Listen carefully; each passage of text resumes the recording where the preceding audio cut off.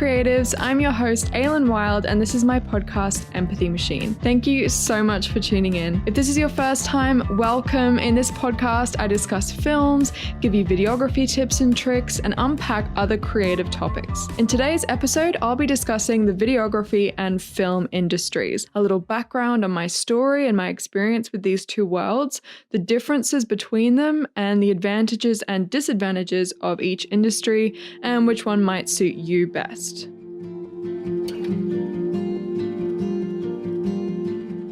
So this is definitely a topic I have pondered and wrestled with a lot over the past few months.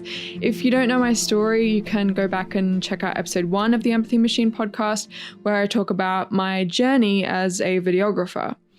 In short, I have roughly 3 years experience creating videos on a regular basis, at least one a week, but often more, for my local church in Alice Springs as media director. I've done a few weddings, and recently I've been working with a local videographer here in Scotland, creating videos for small businesses and also making online video tutorials. Something I didn't really touch on in that video though, which is very typical of me because I do tend to be very focused on what's directly in front of me, and I sort of forget everything else. And the thing that I didn't really touch on was that I have had a really deep interest and passion for film for most of my life, and I kind of on and off looked at getting into the industry myself. For quite a while there, when I was still in school, I really wanted to be an actress.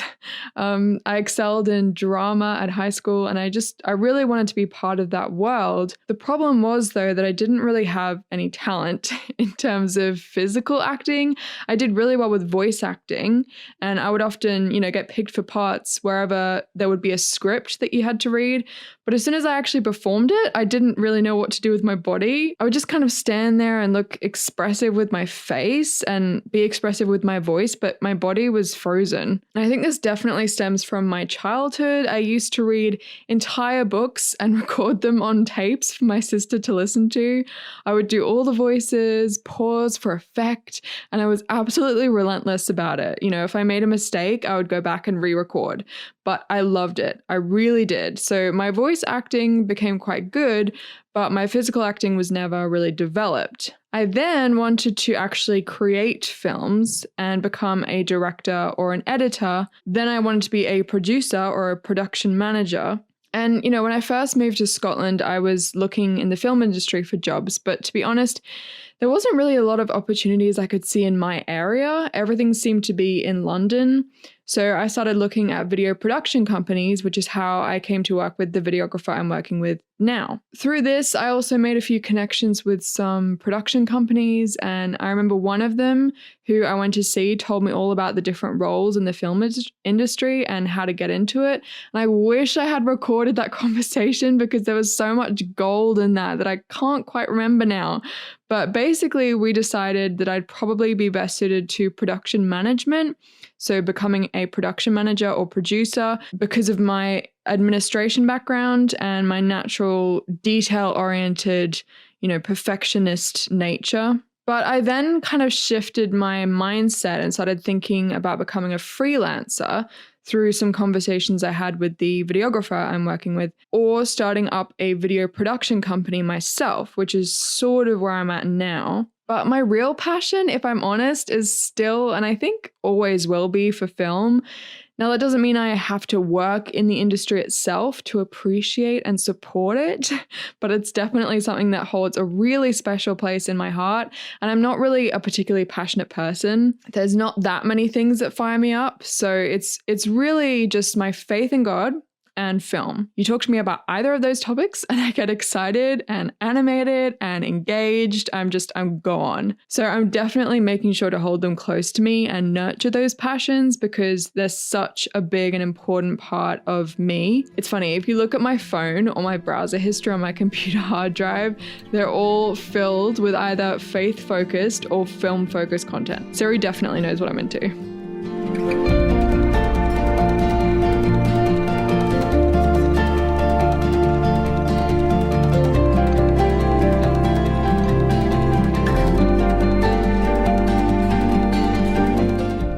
Okay, so enough about me. Let's dive into the topic for today's episode. Now, I'm going to go through this kind of using a pros and cons framework. So what are the pros and cons of videography and what are the pros and cons of filmmaking? And sort of just asking questions about each field so you can kind of see where you might best fit in. I'm not here to say one is a better career choice for you than the other, but I will give you my thoughts on where I see some potential benefits or pitfalls of each one. So let's start off with videography. What exactly is it, first of all? So videography is the process of creating video content. For example, you might be a wedding videographer and document people's weddings, or specialize in corporate videos, so like commercials or promotional content. You then have company training videos, so making videos for companies who need a high volume of training videos for their employees. You might make music videos or cover events like birthdays, corporate functions. You could do other events like TED Talks, for example. You could specialize in online instruction video production, so like for fitness coaches or chefs. You could work for vloggers like YouTubers and other influencers to create videos for them. Or you could specialize in travel, hospitality, or real estate content. The good news is that almost every company and online influencer in the world now requires regular video content to stay ahead of the game. It's not really optional anymore, so there's loads and loads of demand. Companies require videos not only for their customers, but also for investors and employees, and influencers require them to engage with their audience. Even other organizations like not-for-profit organizations require them to inform their sponsors of what's going on so they can see firsthand and feel engaged in the process. The demand for video is increasing all the time, so that's definitely good news if you're looking to get into that field. On the downside though, there is a lot of competition out there. I mean, you can literally shoot an 8K quality stabilized video now on your phone. Everyone has access to this equipment. Anyone can buy a gimbal, some nice lenses, a good camera, some professional editing software and motion graphics packages for hardly anything these days. So basically, any man and his dog can make a quality video, but just because they can doesn't mean they do. Just remember that. You've probably heard the phrase, content is king. Well, that's true. You can have the best and latest equipment, but if your video is boring or just stupid, no one's going to pay any attention. Just because you have a tennis court and all the latest tennis rackets at your house doesn't mean you're going to be fabulous at tennis. Or, just because you have the latest saxophone and microphone and recording studio doesn't mean you won't sound like crap if you've never played before. It all comes down to practice and content. If you're producing engaging, thought-provoking, moving, inspiring, hilarious, heartbreaking, earth-shaking content, you're going to stand out above all the noise. Now, another thing to keep in mind is that you're not only competing with other videographers, like I said, you're now also competing with marketing and ad agencies, social media companies. Everyone is adding video to their list of services these days. People often just assume that you can do anything creative. So can you build a website and create social media graphics and make engaging videos? No? Okay, bye. Okay, it's not quite that bad. But you still might want to consider learning a range of different skills just in case. You might have a client who wants animation or 3D work or complex motion graphics, and you've never used After Effects or Illustrator. So just keep that in mind when you're looking into getting into the industry. How can you stand out as being multi-skilled and incredibly talented at video creation? The next thing you want to think about is, do you want to freelance as a sole trader or start your own production company? Or do you want to freelance for other production companies? This is actually how a lot of video production companies work. They have 2 or 3 full-time employees, and then they outsource freelancers like editors, producers, sound engineers, composers, shooters. Whichever way you go, you're going to need a show reel. Now, this is one of the topics that most people struggle with because there's the whole, chicken and egg situation where you can't build your portfolio without making videos, but you can't make videos without showcasing your portfolio. There are various ways to get around this, but the most common way is to work for free. So if you're going out on your own, you could approach someone like a local business or a small influencer and say, hey, I'm a videographer. I'm trying to build up my portfolio. Would you like to make a video together? And most of the time, people love free stuff, so they'll be more than willing to work with you. And once you've done this a few times, you'll start to build up a solid reel, which you can show to people and start booking real jobs. Another way to get in the door, so to speak, is by assisting. So maybe a video production company in your area needs a driver or a runner or a second shooter even. Or maybe another videographer might need some help with a project. The key is to be as friendly, helpful, and easy to work with as possible, which will get you recommended by people and will lead to further opportunities. There are loads of talented videographers out there who have a bad attitude and are difficult to work with. So as long as you're humble and you're not afraid of hard work, people will want to hire you. Another way, which is what I did, is to volunteer for your local church or maybe a local charity and offer to make promotional videos for them. I'm still volunteering in my church doing video and I love it. I get to make a variety of different videos for a variety of platforms and uses. So, I get experience. Plus, I get continually updated content for my show reel. And believe me, I have a lot of content to choose from at this point. I'm also able to collaborate with other creatives. I get to practice on a regular basis and try out new things. I have deadlines I have to work to, which keeps me accountable and helps me be more productive and streamline my processes. And I get to show up regularly to live audiences of sometimes hundreds of people and see their reactions and get their feedback on a regular basis. So that is a hugely valuable opportunity if you get the chance to do that. So some questions you might want to consider. Are you going to start your own company or will you work as a freelancer? If you're starting your own company, have you thought about a name and looked into filing the LLC paperwork? How are you keeping your portfolio relevant and updated? Will you use a site like Vimeo or your own website or both? I would say having your own website is pretty crucial. People want to know more about you and see your work all in one place. Having your own domain name is also important so people feel safe and, they'll be in good hands, that you're professional. So have you checked that your company and domain name is available for use? And you can check this by using the National Business Register. I would say at least have a Facebook page, if nothing else, so people can find out about your services and see your work. What is your main type of video service? So what is your focus or your niche? Is there a lot of competition in that niche? For example, wedding videography. How can you make your videos different? There's this company that I follow on Instagram called Shark Pig Weddings, and they use real film sort of interlaced with digital video. And it looks so good. They have this really specific editing style as well. It's quite choppy and quite sort of abrupt, but it's really good. I love their stuff and it's so different to any other type of wedding video I've ever seen. So, if you're planning on going into something like wedding videography, which there is a lot of competition for, you want to make sure that you have something that stands out. Will you be willing to diversify your services when demand drops? So, when wedding season is up, what are you going to do? Or at a time like this, obviously, if you're a wedding videographer at the moment, where is your money coming from at the moment? There's no weddings happening. So it's a good practice to have other things under your belt and other services you offer for when you're not getting your regular kind of customers. Have you researched the business side properly? Paying taxes, insurances, liabilities, other costs. What will your expenses be and how will you ensure that you make a profit? How will you ensure that you get paid? Have you looked into contracts for your clients? And I'll talk about this in a minute. Will you set up a new bank account and insurance in your new business's name? What will your pricing structure be? Will you focus on quality or quantity? Are you including expenses like travel in your pricing structure? Are you willing to travel overseas? If so, have you looked into how you're going to transport and insure your kit? How are you ensuring that you stay up to date with what's going on in the creative world? How can you maintain a competitive edge when competition is so fierce? And I would say with this one, just make sure your videos are really good so they stand out. Because like I said, anyone can make a video on their phone these days and make it look professional. So you need to be a step above that. You need to be better than that.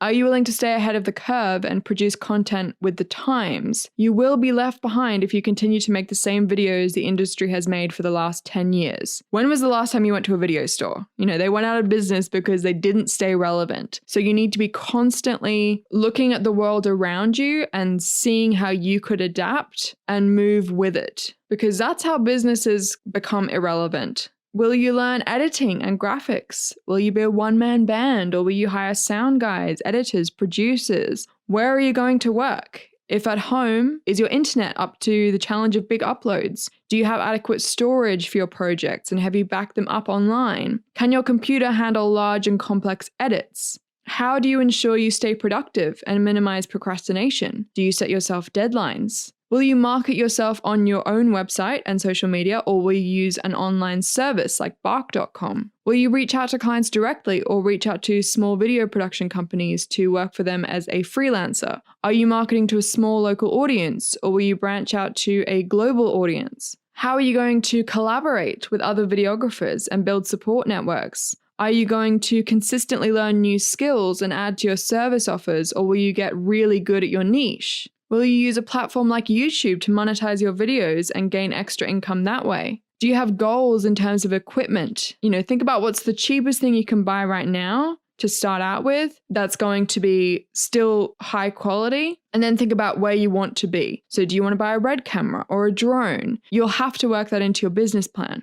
How are you looking into social media? Will you offer videos specifically for social media? If so, have you thought about formatting and compression? If your video is viewed on a small screen, will it have the same impact?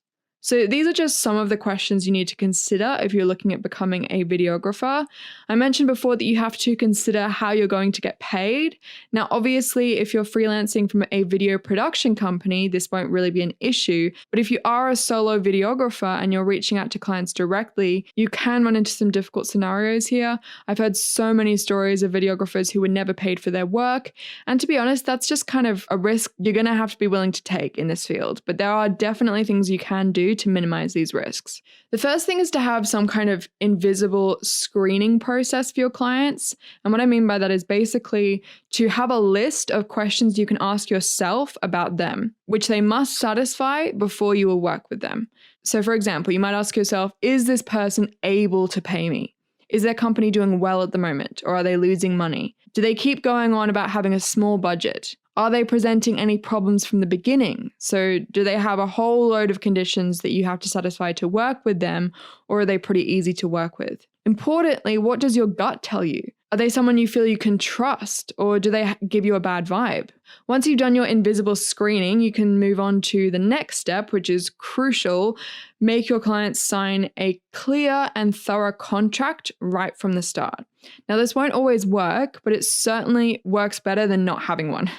Your contract should lay out everything in clear terms. There's no room for miscommunication. So, for example, what are the expected completion and compensation dates? So, when will you give them their video and when will they pay you for it? What are you charging them and what are these charges regarding?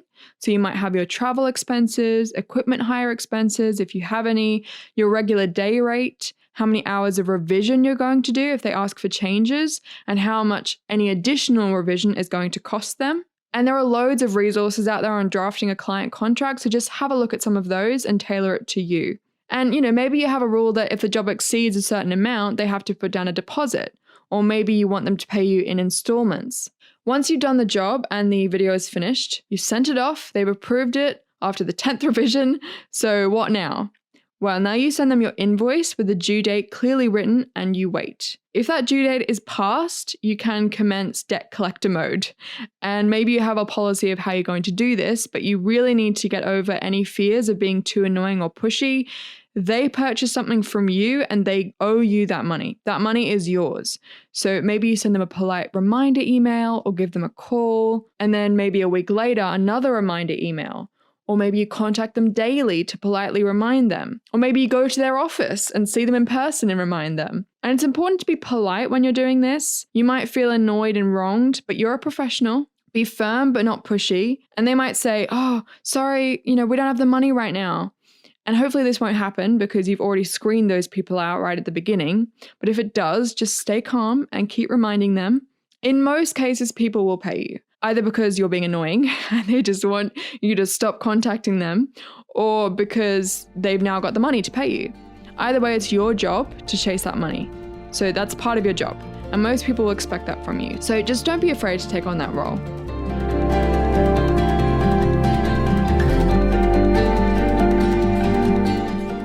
Okay, Okay, moving on to the film industry. Now, by the film industry, I mean traditional box office films, documentaries, television, streaming companies like Netflix or Amazon Prime, anything that's on that larger scale where you're going to be working with sometimes hundreds of people on one project. The film industry is notoriously difficult to get into for various reasons. It does seem to be a very insular industry, so people tend to like working with people they already know or who are already established and respected. And this can make it really hard and daunting for people who are looking to get into that clique. But obviously it is possible because there are new people coming out in the film industry every day, so don't worry. I would say the first thing you really need to consider is, do you want to actually make films yourself, so become an indie filmmaker, or do you want to be part of a larger team? If your passion is in actual filmmaking itself and you want to be free to make your own films, then there's a few things you can do. Firstly, the big question. Should you go to film school?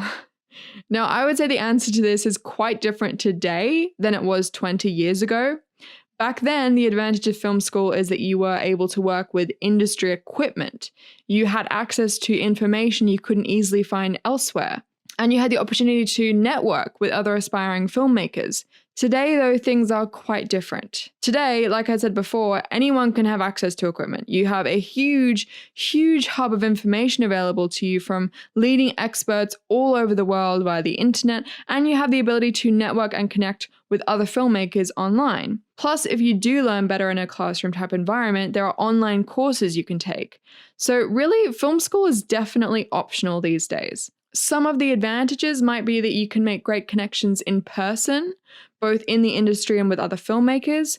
You know that the information you're learning is industry approved, as opposed to all of the resources you have online, which don't come with a guarantee. You can develop your show reel, and it's structured learning in an immersive environment, which some people find the easiest and most effective way to learn.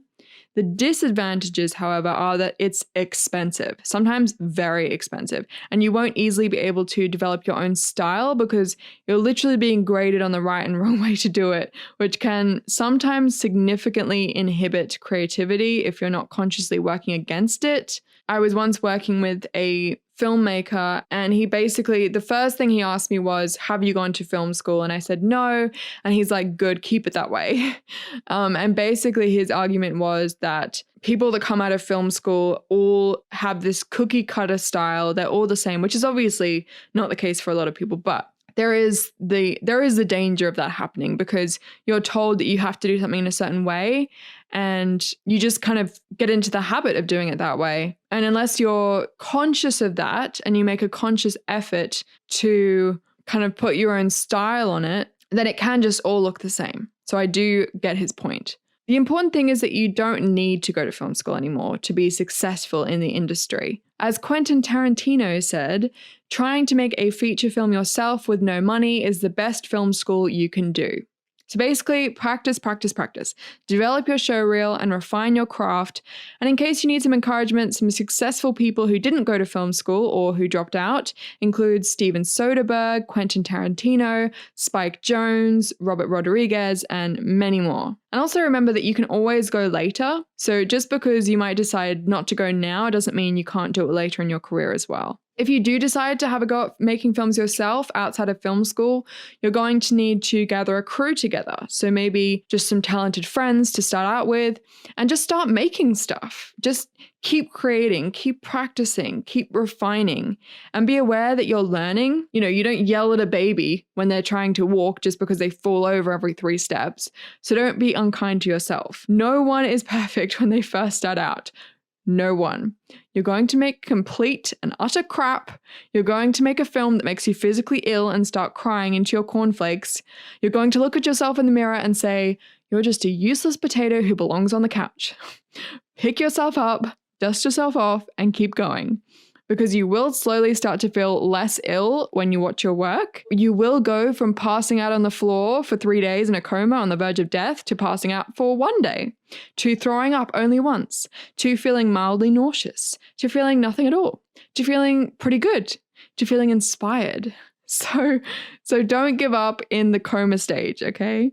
And show your films to other people, your friends, your family, the internet. Get feedback on how you can improve and actually listen to that feedback. Don't lie in bed for a week crying into your pillow eating ice cream because someone said your video was badly lit.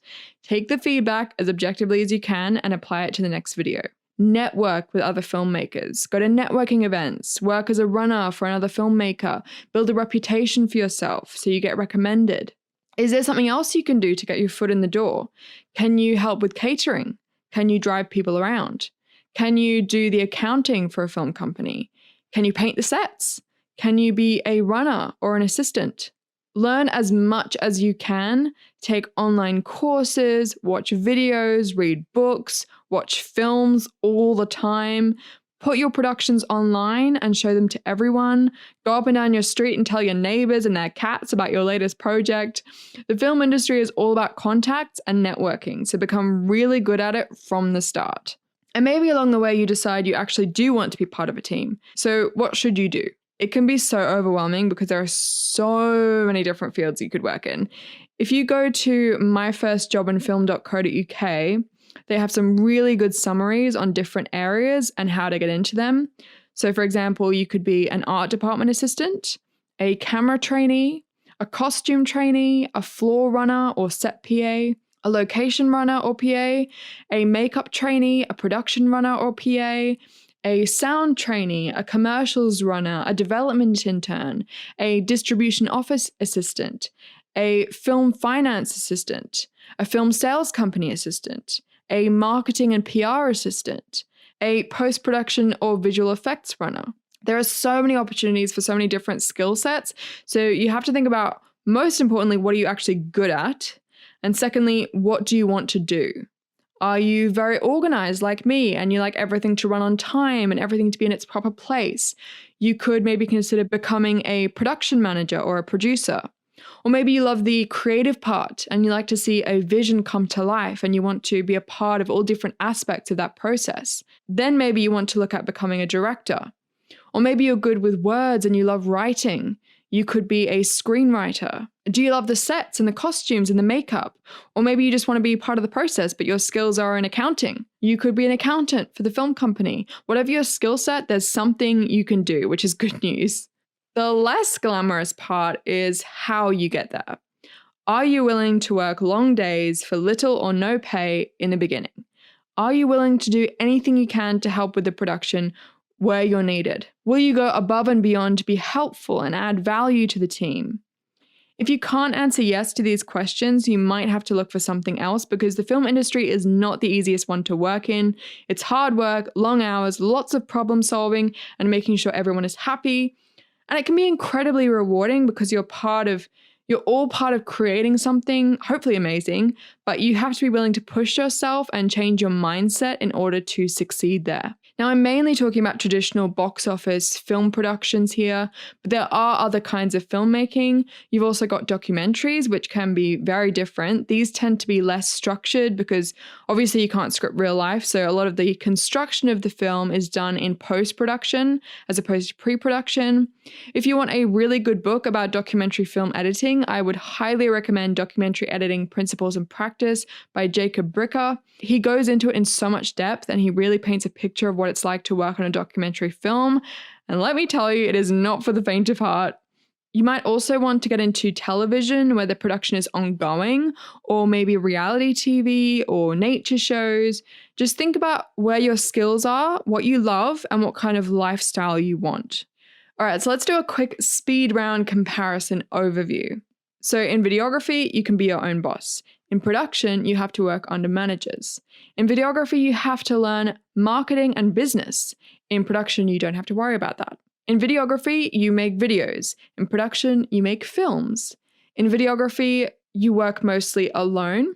In production, you work in large teams. In videography, there's lots of competition. In production, there's usually jobs going, although it's rough getting in at the beginning.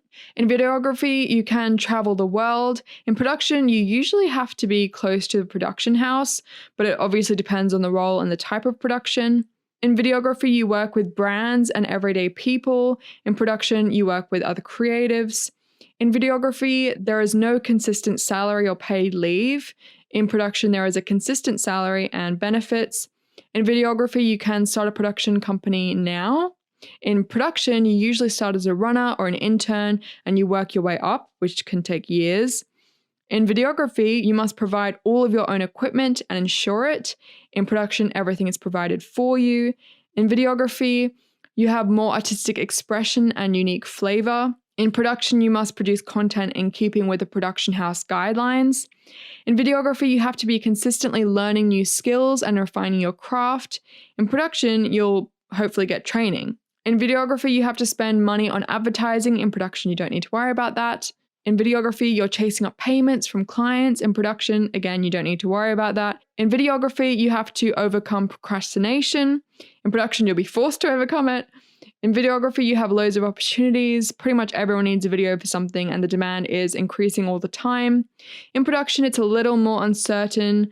It's notoriously difficult to get into the film industry. In videography, you need to learn to network and make connections. In production, it works a bit more like a regular job.